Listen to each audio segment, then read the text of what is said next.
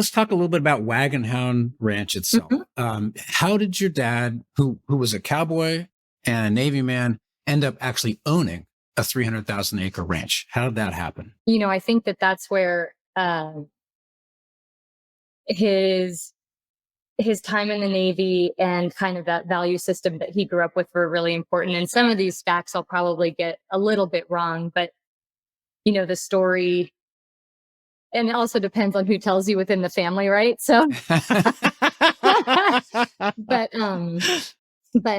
when he was in the Navy, so he got adept at using computers, and I think that was a time where the military was still very much on the forefront of that. That wasn't being used as much in the private sector.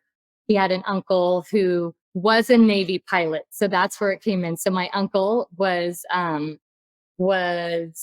you'll get the terminology right, but he was certified on all three different types of aircraft. Is that right? So fixed wing, rotary, and lighter than air. And so flew all three for the Navy. And he wore his wings till the day he died.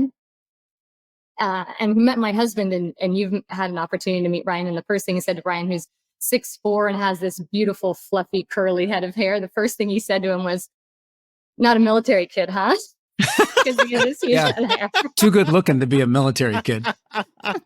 He had too much hair on his head, right, to be a military kid. But so the way that I understand the story was, my Uncle Phil, who was financially savvy and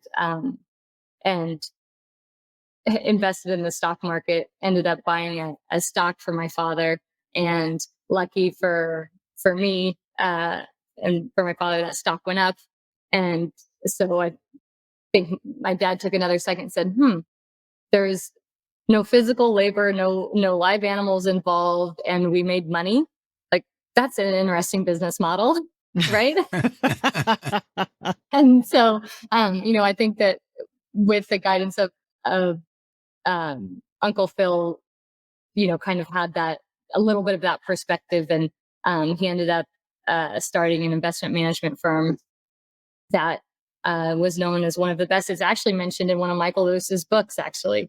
But Nicholas Applegate Capital Management is aggressive growth manager, and they managed a significant amount of money and were very successful. And he really managed from the gut. He was one of those kind of stock pickers that it was really gut based, and he just had impeccable timing and intuition and all of those things. And so had a successful run with that, and sold that business in 2001.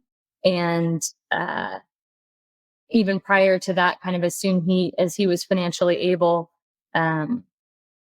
his true passion was really being on the land and living that ranch lifestyle.